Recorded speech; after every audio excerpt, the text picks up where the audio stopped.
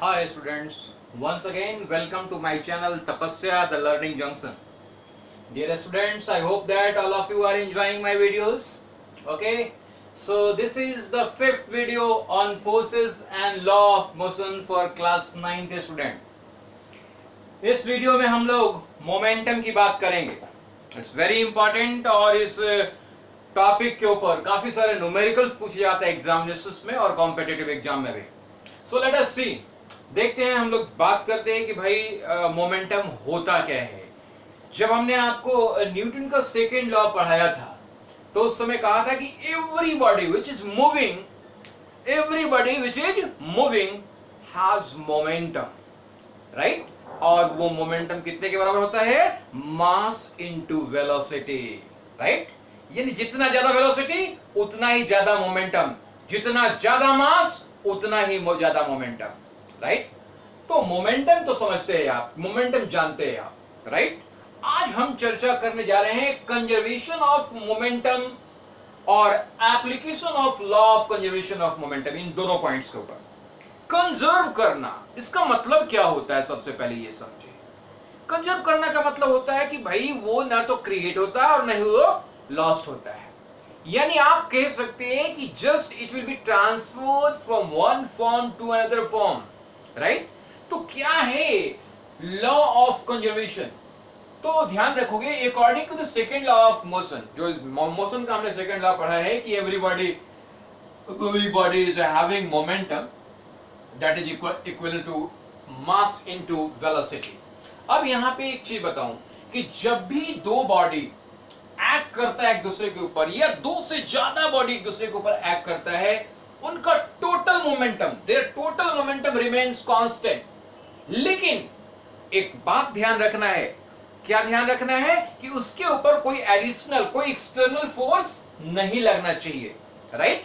कोई external force नहीं लगना चाहिए. तो दो बॉडी एक दूसरे के ऊपर एक्ट कर रहा है, या दो से ज्यादा बॉडी एक दूसरे के ऊपर एक्ट कर रहा है, तो जो टोटल मोमेंटम है वो शुरुआत में और फिर बाद में कभी बदलता नहीं. टोटल मोमेंटम हमेशा क्या रहता है? सेम रहता है. इसलिए कहा गया कि व्हेन टू और more bodies act upon another, one another, their total momentum remains constant provided no external force are acting.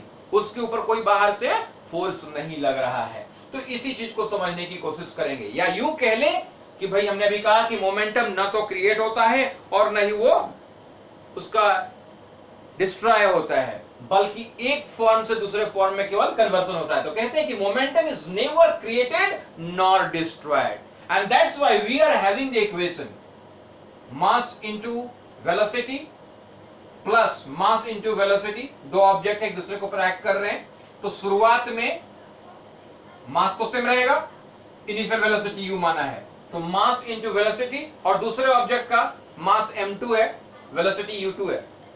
तो शुरुआत में जो मास इनटू वेलोसिटी दोनों ऑब्जेक्ट का है, बाद में भी वही रहेगा, इक्वल रहेगा. तो यही आज समझने की कोशिश करेंगे हम लोग. तो लेट अस सी, देखते हैं हम लोग एक कंसीडर करते हैं एग्जांपल.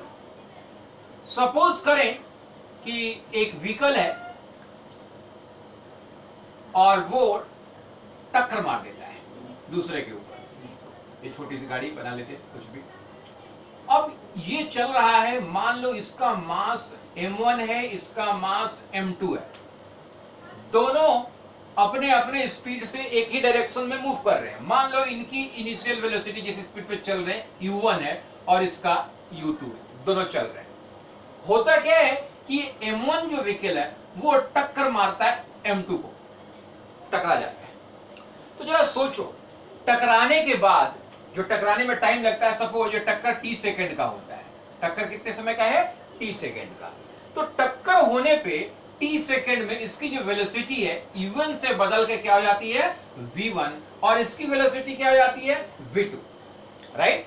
टकराने की वजह से वेलोसिटी में बदलाव हो जाता है. एग्जांपल के तौर पे मान लो ये बड़ा सा गाड़ी है, ट्रक है, और ये छोटी सी गाड़ी है, एक कार है, उसको टक्कर मार रहा है.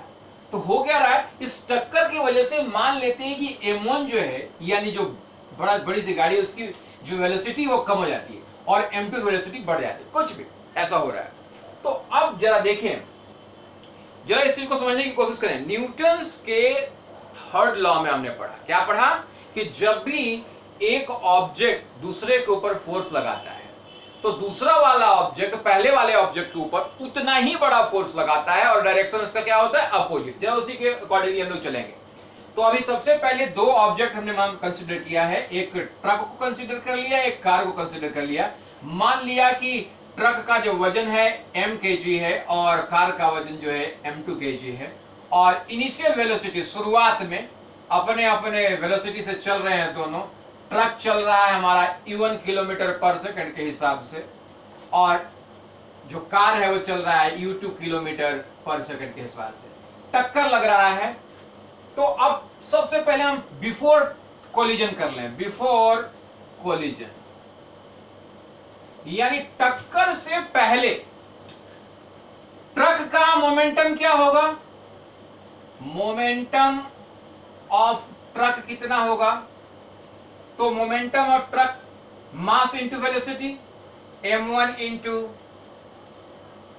u1, right. और मोमेंटम ऑफ कार कितना होगा भाई, उसका मास m2 है, m2 इंटू u2। यानी बिफोर कॉलिजन टोटल मोमेंटम कितना हुआ, total momentum m1 u1 plus m2 u2, right. इतनी बात समझ में आई आपको। अब टकरा गया, ये जो ट्रक था किससे टकरा गया, इस कार से टकरा गया। टकराने में जो टक्कर का समय वो कितने देर का है, t सेकंड का। ये बात अच्छी तरीके से ध्यान में रखिएगा, टकराने का समय कितने समय का है, t सेकंड का है। टकराने के बाद क्या होगा, जब टक्कर लगा तो जरा सोचो, टक्कर लगने पे जो हमारा आफ्टर कोलिजन, कोलिजन के बाद कितने देर का है कोलिजन, t सेकंड का। कोलिजन के बाद वेलोसिटी कितनी हो गई है, ट्रक की वेलोसिटी v1 और कार की वेलोसिटी v2। तो भैया बताइए मोमेंटम ऑफ ट्रक कितना हो जाएगा, मास तो वही रहेगा या बदल जाएगा, m1 इंटू v1 और मोमेंटम ऑफ कार कितना हो जाएगा, m2 इंटू v2, राइट। यानी कोलिजन के बाद टोटल मोमेंटम कितना हो जाएगा after collision, m1 v1 plus m2 v2। हम लोगों को यही साबित करना है, यही प्रूफ करना है कि ये m1 u1 plus m2 u2 बराबर होगा m1 v1 plus m2 v2 के। यानी टोटल मोमेंटम बिफोर कोलिजन और total momentum after collision same रहेगा। होगा क्या यहां पे, हकीकत में जब हम ये मान रहे हैं कि ट्रक का स्पीड कम गया, तो ट्रक का स्पीड कम गया तो ट्रक का मोमेंटम कम गया होगा, लेकिन कार का स्पीड टकराने की वजह से बढ़ गया है तो कार का मोमेंटम बढ़ गया है। यानी जितना मोमेंटम हकीकत में ट्रक का कमा है उतना ही मोमेंटम कार का बढ़ेगा, ये प्रूफ करना है, राइट। यही है हमारा लॉ ऑफ कंजर्वेशन।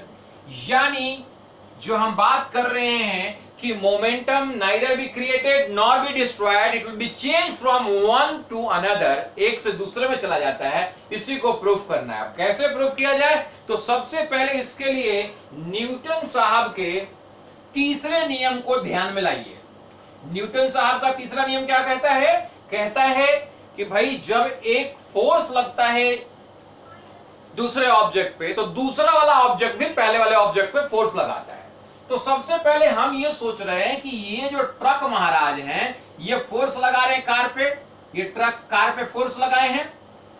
अब जरा फोर्स बराबर जो आप सोचिए क्या होता है, फोर्स बराबर होता है मास इंटू एक्सेलरेशन। याद है ना, फोर्स बराबर क्या होता है, मास इंटू एक्सेलरेशन। मान के चल रहे हैं कि force bye truck on car कितना है, मास इंटू एक्सेलरेशन।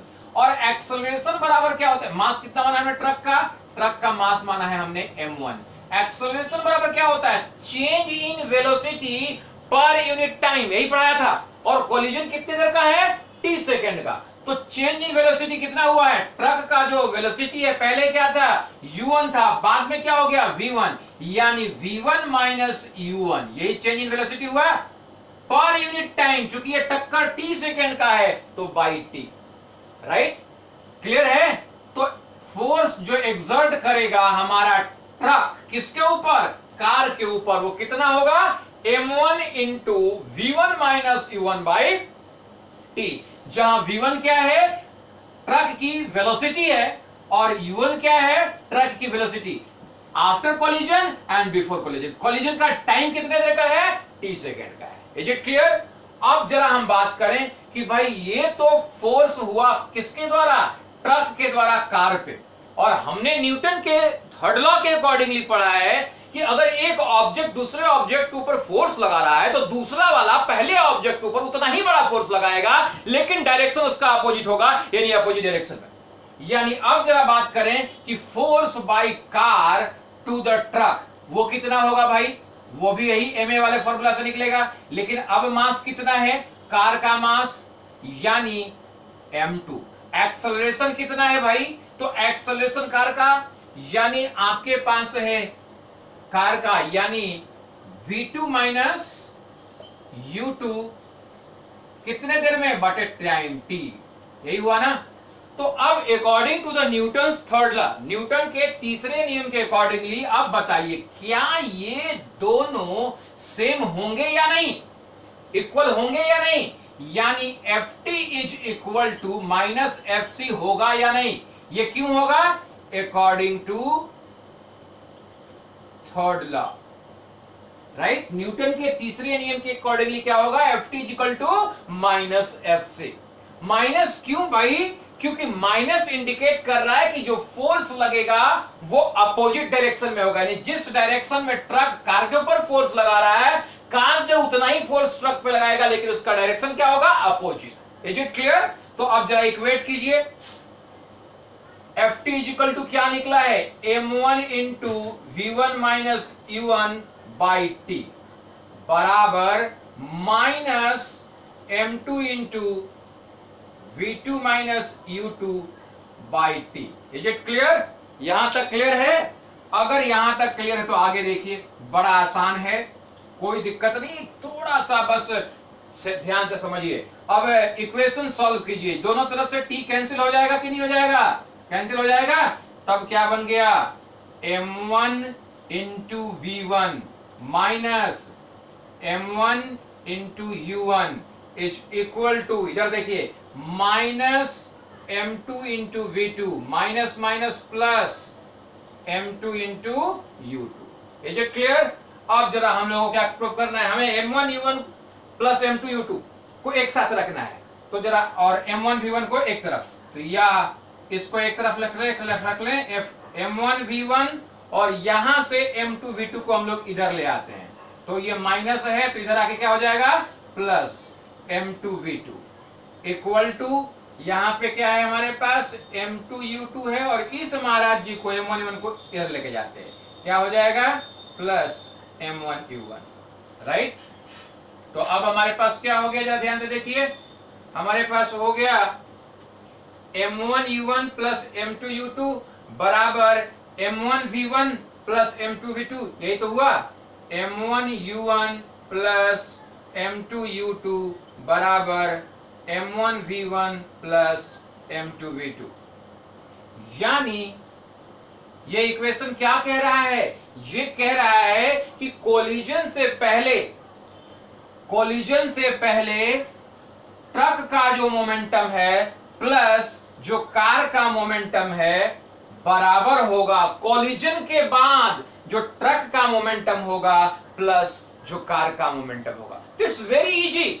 जबकि जब भी अगर एग्जाम में आपसे पूछा जाए कि proof that how the law of conservation will be acted on a body, तो आप बड़े आराम से प्रूफ कर सकते हैं। सिर्फ आपको इतना ही याद रखना है कि मोमेंटम इज इक्वल टू होता है मास इनटू वेलोसिटी, पहला चीज। दूसरा याद रखना है कि change in velocity per unit time acceleration होता है, और force is equal to mass into acceleration होता है। इन तीनों फॉर्मूला को याद रखिएगा। दोनों के फोर्स निकालिएगा, दोनों को इक्वेट कीजिएगा, न्यूटन्स के थर्ड लॉ के अकॉर्डिंगली प्रूफ हो जाएगा आपका, राइट। तो ये क्या प्रूफ कर रहा है? ये प्रूफ कर रहा है कि जब भी कोई फोर्स, जब भी कोई चीज कोलाइड होगा, एक्ट करेगा, तो जो कोलिजन है टोटल, वो टोटल कोलिजन, टोटल जो मोमेंटम है कोलिजन से पहले वो, और जो टोटल मोमेंटम है कोलिजन के बाद वो, सारे इक्वल रहेंगे। यानी m1u1 प्लस m2u2 बराबर m1v1 प्लस m2v2, राइट। अब जरा हम बात करेंगे कि भाई ये जो हम लोग कंजर्वेशन ऑफ मोमेंटम की बात कर रहे हैं, इसका यूटिलाइजेशन कहां पे है, कहां यूज करते हैं। Let us see the utilization means application of conservation of momentum. बहुत ही साइंटिफिक वे में हम लोग डिस्कस कर लेंगे इस चीज को, जरा समझने की कोशिश करें। पहला एप्लीकेशन देखेंगे, पहला एप्लीकेशन देखेंगे कि आप जब रॉकेट को लॉन्च करते हैं तो क्या होता है, नोजल से बहुत ज्यादा हाई स्पीड का यहां से क्या निकलता है, गैसेस निकलते हैं, बर्न्ड गैसेस, बहुत ही हाई स्पीड का, very very very high speed, यानी वेलोसिटी, या वेलोसिटी का डायरेक्शन डिफाइंड है, तो इसकी जो वेलोसिटी, जो गैसेस निकल रहे हैं इससे बहुत ही हाई वेलोसिटी का है। अब बताइए अगर वेलोसिटी बहुत हाई है, मात्रा चाहे मर्जी कम हो, नोजल से निकलता है ये, जितना ज्यादा वेलोसिटी का निकलेगा, मोमेंटम क्या होगा, एमवी होता है, मोमेंटम उतना ही ज्यादा होगा। मोमेंटम ज्यादा होने की वजह से ये रॉकेट चाहे मर्जी बहुत भारी क्यों ना हो, बहुत ही हाई स्पीड से, क्योंकि जो मोमेंटम हमारा इधर उतना ही फोर्स लगाएगा, बहुत ही हाई स्पीड से ऊपर की ओर जाएगा। Same thing jet airway, jet का जो प्लेन चलता है, जेट प्लेन में भी यही चीज होता है। जेट प्लेन में भी क्या होता है, उसके जेट के नोजल से बहुत ही हाई स्पीड के गैसेस, बर्न्ड गैसेस निकलते, राइट। तो जब जिस डायरेक्शन में गैसेस निकल रहे उसी के अपोजिट डायरेक्शन में क्या होगा, फोर्स लगेगा, जिसकी वजह से वेरी फास्ट मूवमेंट होगी। अब यहाँ पे ये ध्यान देने वाली बात है कि जो गैसेस निकल रहे हैं उसकी मात्रा तो कम है, उसका मास कम है, लेकिन वेलोसिटी ज्यादा होने की वजह से मोमेंटम बहुत ज्यादा है, बहुत ज्यादा। और जबकि ये रॉकेट का वजन बहुत ज्यादा है, लेकिन उसके बावजूद भी ये बहुत ही फास्ट स्पीड से मूव करता है, राइट। उसी तरीके से आप एग्जांपल गन का ले सकते हैं। जब आप फायरिंग करते हैं गन से जब फायरिंग करते हैं तब क्या होता है, गन से जब फायरिंग करते हैं तो फायरिंग करने से पहले गन में जो गन है वो भी, उसकी वेलोसिटी कितनी है, 0 है, और जो उसके अंदर बुलेट है उसकी वेलोसिटी 0 है। अब दोनों अगर रेस्ट में है तो गन का जो मोमेंटम है और जो बुलेट का मोमेंटम है शुरुआत में क्या होगा, 0 होगा। लेकिन जब फायर करते हो तब क्या होता है, बुलेट काफी हाई स्पीड से आगे बढ़ता है। तो बुलेट जब आगे बढ़ता है तो उसका क्या होगा, मास इनटू वेलोसिटी, यानी जितना वजन, यानी बुलेट का जो मोमेंटम होगा आफ्टर फायरिंग, मास इनटू वेलोसिटी होगा, और गन का भी क्या होगा, अपोजिट डायरेक्शन में, मास into velocity. Is it clear. M1 जो है वो काफी लाइट है, बहुत हल्का है, और M2 जो है बहुत भारी है, राइट। दोनों एक अपोजिट डायरेक्शन में एक्ट करेंगे, जिसकी वजह से गन से जो गोली निकलता है वो बहुत ही फास्ट निकलता है, और जो गन का रिकॉइलिंग यानी जर्क होता है रिवर्स में, वो बहुत कम होता है। What is the reason behind that, mass की वजह से, क्योंकि दोनों को तो सेम रहना है। भाई इसका मास जो है कम है, इसका मास ज्यादा है, तो इसका वेलोसिटी ज्यादा होगा, तभी तो जो दोनों बैलेंस होंगे। तो याद रखना है, जो रिकॉइलिंग ऑफ गन है फायरिंग के वक्त, रिकॉइलिंग का मतलब जो जर्क लगता है हमारे गन में पीछे, उसको रिकॉइलिंग कहते हैं। वो किसकी वजह से हो रहा है, law of conservation of momentum की वजह से हो रहा है। उसी तरीके से जो जेट हमारा फ्लाइट मूव करता है वो भी किसकी वजह से हो रहा है, law of conservation of momentum की वजह से हो रहा है। रॉकेट जो हम लॉन्च करते हैं वो भी किसकी वजह से हो रहा है, law of conservation of momentum की वजह से हो रहा है। तो ये law of conservation of momentum I hope समझ में आया होगा आपको। इसके ऊपर बहुत सारे न्यूमेरिकल्स आते हैं, सारे एक ही पैटर्न के, लेकिन हमेशा पूछे जाते हैं, कॉम्पिटिटिव एग्जाम में नहीं पूछे जाते। तो हम लोग अब इसके बाद जो सीरीज शुरू करेंगे वो न्यूमेरिकल का सीरीज शुरू होगा, राइट। यानी चैप्टर नंबर जो ये हमारा forces and law of motion है आपके साइंस के चैप्टर का, उसका न्यूमेरिकल मैंने कहा है कि एनसीईआरटी बेस्ड न्यूमेरिकल भी कराऊंगा, रेफरेंस बुक का भी न्यूमेरिकल कराऊंगा और एग्जाम्पलर का भी न्यूमेरिकल कराऊंगा और कॉम्पिटिटिव तैयारी के लिए भी न्यूमेरिकल कराऊंगा। तो आज यहीं तक रखते हैं। चैनल अगर पसंद आ रहा है तो लाइक कीजिए, सब्सक्राइब कीजिए और बेल आइकन जरूर प्रेस कीजिए ताकि आपके पास हर नए वीडियो की जानकारी पहुंच जाए। धन्यवाद।